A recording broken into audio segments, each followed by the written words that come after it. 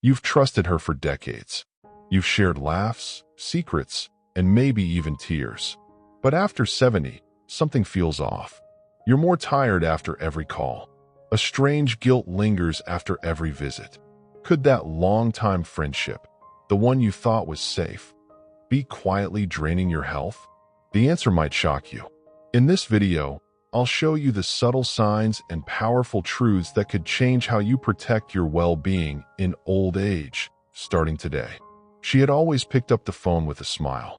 Every Thursday at 5 p.m., without fail, her old friend Darlene would call. It was tradition, going back over 30 years.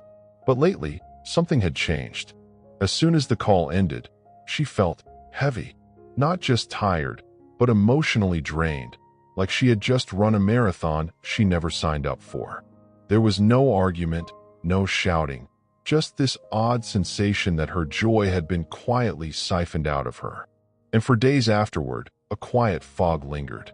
She didn't talk about it. She didn't know how to explain it. But deep down, she knew something didn't feel right. That week, she skipped their regular coffee at the park, said she wasn't feeling well, which, technically, was true. Her body felt fine, but her spirit was exhausted, a fatigue that no nap could fix. And all she could think was, am I the bad one here? That's the strange thing about old age. Our bodies might slow down, but our emotions stay sharp, sensitive, vulnerable. And when we've shared decades with someone, it's hard to tell whether we're holding on to a friend or holding ourselves back. She didn't want to admit it, but the joy in those calls had long disappeared. And yet, she kept answering. There's a quiet loyalty that comes with long-term friendships, especially in old age. We tell ourselves we've been through too much together to walk away now. We say things like, she means well, or she's just going through a rough time. And sometimes that's true, but sometimes it's just the excuse we use to avoid facing what's really going on. The friendship changed. Or maybe we changed.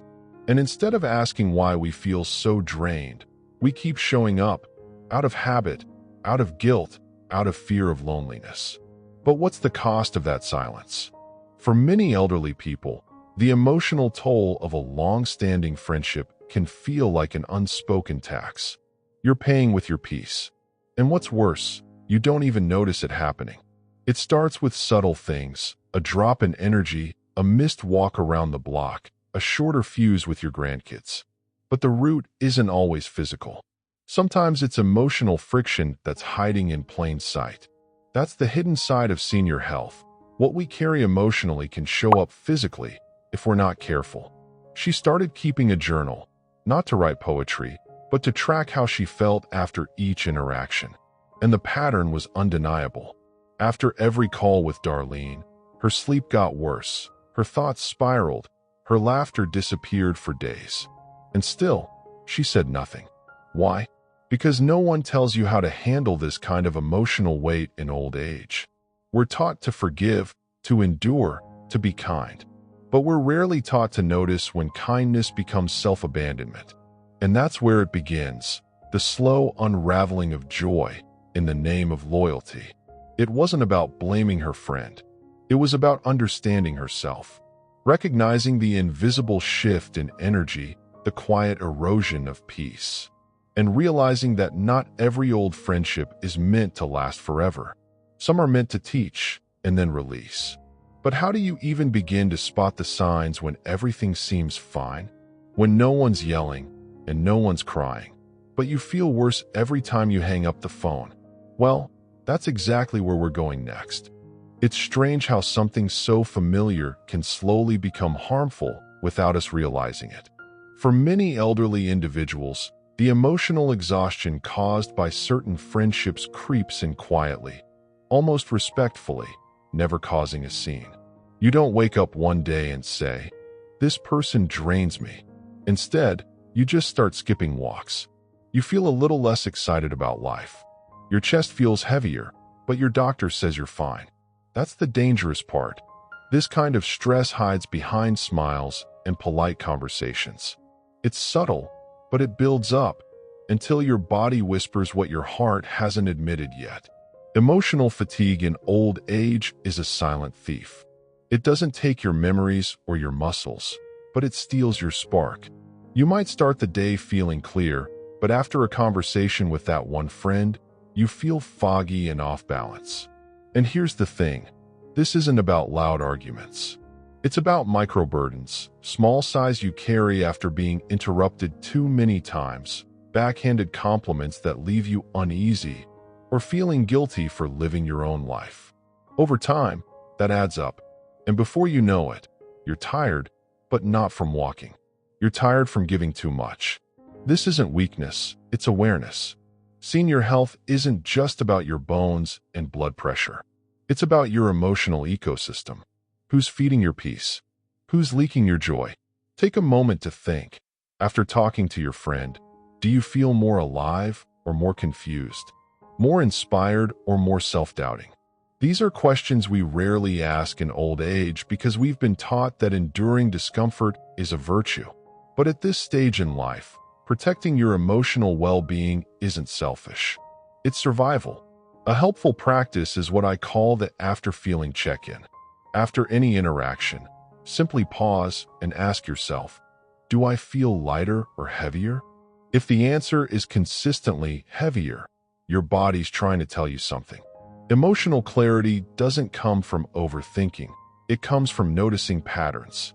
Elderly individuals who live with vitality into their 90s often talk about who they spend time with, not just what they eat or do.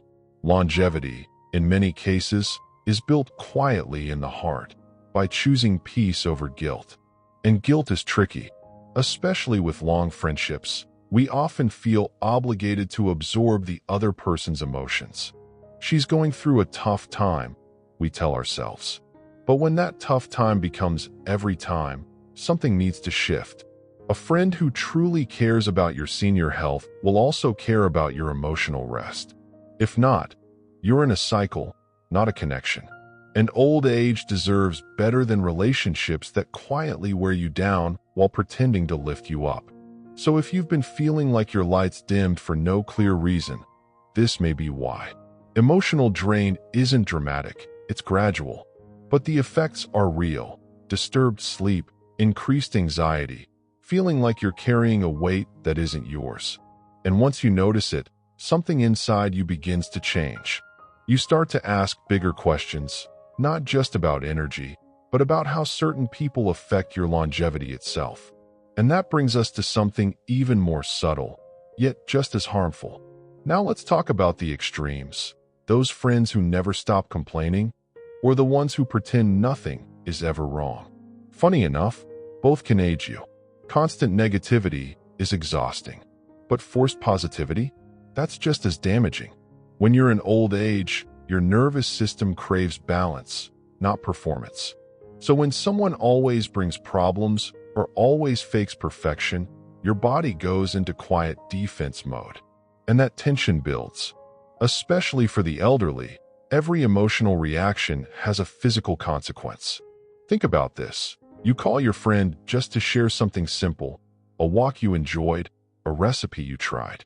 But instead of a warm response, you get a flood of complaints, or worse, a "that's nothing" reply. Over time, this chips away at your emotional confidence. You begin to doubt your own joy. And when someone constantly masks their life in sunshine or wraps every sentence in complaints, your body picks up on the imbalance. It's not the words, it's the emotional weight beneath them. That's where stress settles. Studies have shown that chronic emotional stress can lead to increased inflammation, weakened immunity, and disrupted sleep, especially in the elderly. Your heart doesn't care if the stress came from anger or fake happiness. It just feels the pressure.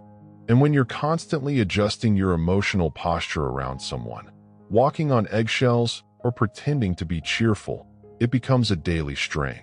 One that most people don't realize is shaving days, months, even years off their longevity.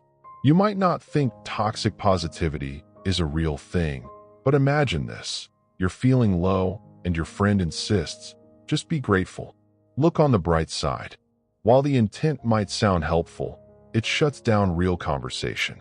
It says, Your feelings don't belong here. And that, ironically, leaves you lonelier than silence. On the flip side, those who constantly unload their problems onto you without ever asking how you're doing, they're not sharing, they're offloading. And in old age, you have to protect your emotional capacity like you protect your wallet. So what's the middle ground? It's honesty, vulnerability, balance. Friends who know how to sit in silence, who can cry with you or laugh without competition. These are the relationships that promote real senior health, not just physically, but emotionally too. It's not about perfection. It's about emotional safety. And the body knows the difference. You feel more rested after being with the right people, not more wired, more anxious, or more numb. And if you've been feeling those reactions, tight chest, shallow breathing, knots in your stomach, after certain conversations, your body is already telling you the truth. The question is, are you listening? Because even when everything looks fine on the outside, your system keeps the score. And speaking of the body, let's look at how it reacts when friendships go wrong, not just in your heart, but in your blood pressure, sleep, and even chronic pain. Here's something most people never hear after 70. Your body doesn't know the difference between emotional stress and physical illness. That's right. When you're constantly tense around someone, whether it's from feeling judged, ignored, or simply unseen, your body goes into defense mode. The same stress hormones that kick in when you're sick or injured also get activated during toxic conversations. And if you're elderly, this response is even more intense. Your heart races, your blood pressure rises, your muscles tighten, even if you're just sitting in your favorite chair, listening to someone talk. Think of it like this. Imagine taking a pill every day that raised your blood pressure, spiked your cortisol, and interrupted your sleep. You'd throw it away in a heartbeat, right? But that's exactly what some friendships are doing to your body, silently, invisibly. A study from the University of Michigan found that people exposed to frequent interpersonal stress had significantly higher levels of inflammation, one of the biggest enemies of longevity. And the kicker? Most of them didn't even realize the source. They thought it was aging, but it was emotional toxicity wearing a friendly face. You might have noticed it already. After a visit or a call, you feel wiped out. Your breathing is shallow. You sleep worse that night. Maybe your stomach acts up, or your joints ache a little more. These aren't just coincidences. The elderly body, especially after 70, responds to stress like a sponge, soaking it in and holding onto it longer. And unlike a younger body, it takes more time to recover. That's why what you feel emotionally can often show up days later, in your back, your gut, even your immune system. There was an older gentleman I once spoke with who said, "I started getting chest pains, but only after talking to my son." At first, he blamed it on old age. But with time, he noticed the pattern. Every conversation was filled with criticism, comparison, and subtle disapproval. Once he created some emotional space, the chest pains faded. His doctor couldn't explain it, but his heart could. That's how deeply relationships impact senior health, not just emotionally, but biologically. So if your body's sending signals, tight shoulders, disrupted sleep, shallow breath, or even anxiety before a call, it's not being dramatic. It's being honest. And in old age, your nervous system becomes your wisest friend. It tells you what your words won't say. The real question is, are you listening or just labeling it as just getting older? Because sometimes what looks like aging is actually accumulated stress from people we care about. And if your body could talk, it might be begging for peace. But what if the person causing this isn't just anyone? What if it's someone who's been part of your life for 30, 40, even 50 years? Someone who's shared your memories, stood by you through loss, laughed with you through joy? That's where the emotional knot gets tighter. Because the pain of letting go sometimes feels worse than the pain of holding on. It's one of the hardest questions a person can ask in old age. Is it time to walk away from someone I've known for decades? The weight of that question isn't just emotional, it's historical. You've shared weddings, funerals, Sunday lunches, maybe even hospital rooms. And now, the very idea of stepping back feels like betrayal. But here's the truth that most elderly people aren't told. Longevity isn't just about holding on. It's about knowing what's safe to carry. And some friendships, sadly, become too heavy with time. There's a reason it feels so difficult. As we age, our circle gets smaller. We cling to familiarity. And when we look at someone we've known for 30 years, we don't just see them. We see who we were when we met.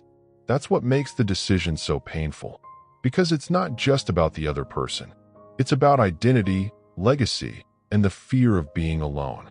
But there's something even more dangerous than being alone. Being surrounded by people who quietly hurt you while smiling at the table. Letting go doesn't have to be dramatic. You don't need to slam doors or write angry letters. Sometimes, it's as simple as creating space. Reducing the frequency of calls. Saying no to meetups that feel forced. Protecting your peace like it's medicine, because it is.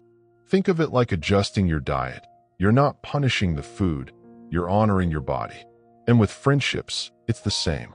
You're not punishing anyone. You're just choosing longevity over emotional fatigue. One elderly woman I knew set a beautiful example. She had a friend who constantly criticized her life choices, even her clothes. But instead of confrontation, she gently began changing the rhythm. She shifted calls to once a month. She didn't explain herself.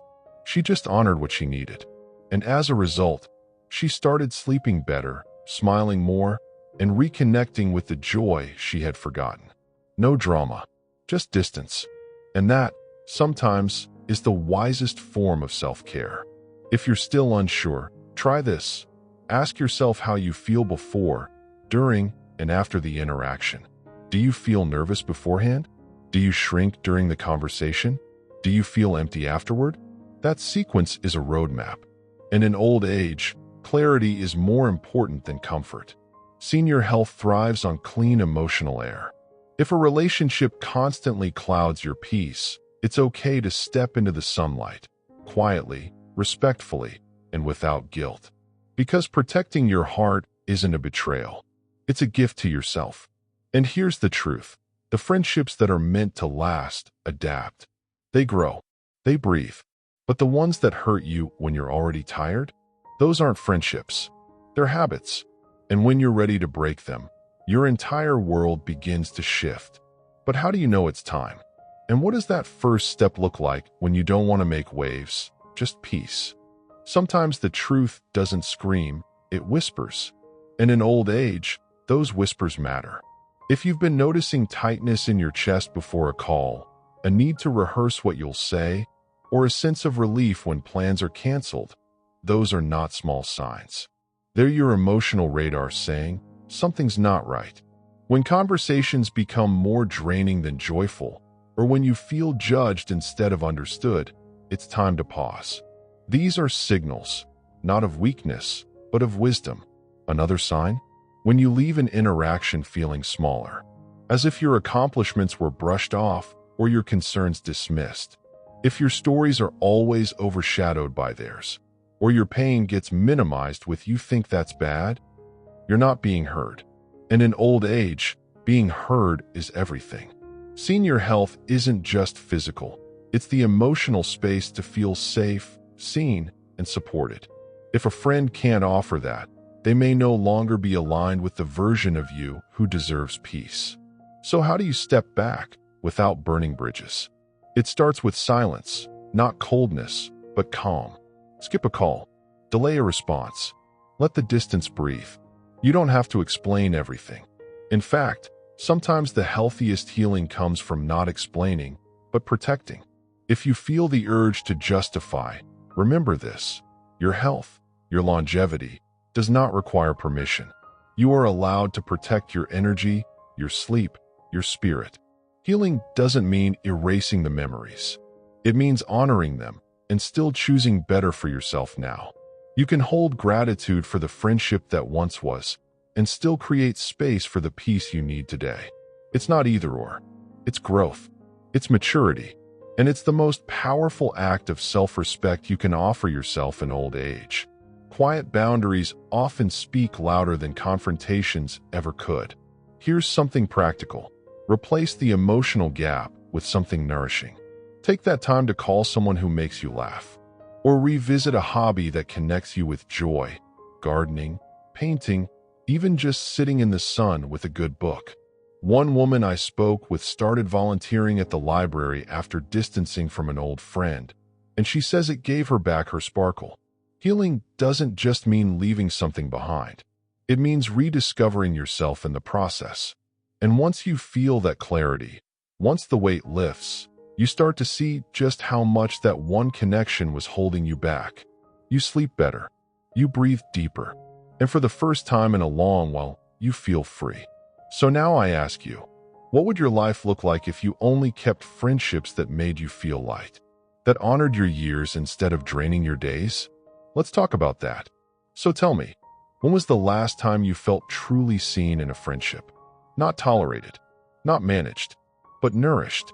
If even one part of today's message hit home, it might be time to re-examine who's been sitting at your emotional table. Are they feeding your peace, or quietly starving your joy?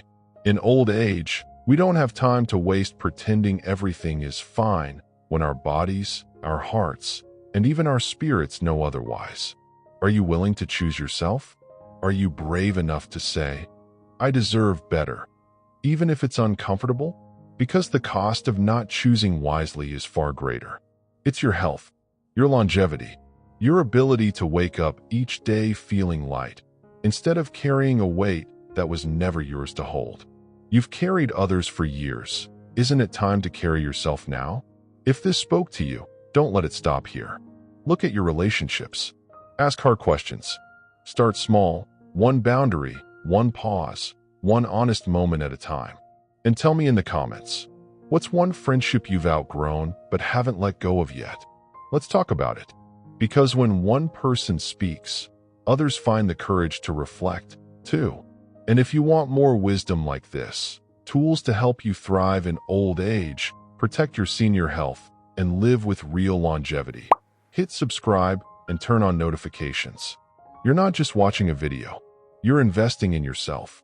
And you deserve to live these next years lighter, stronger, and freer than ever before.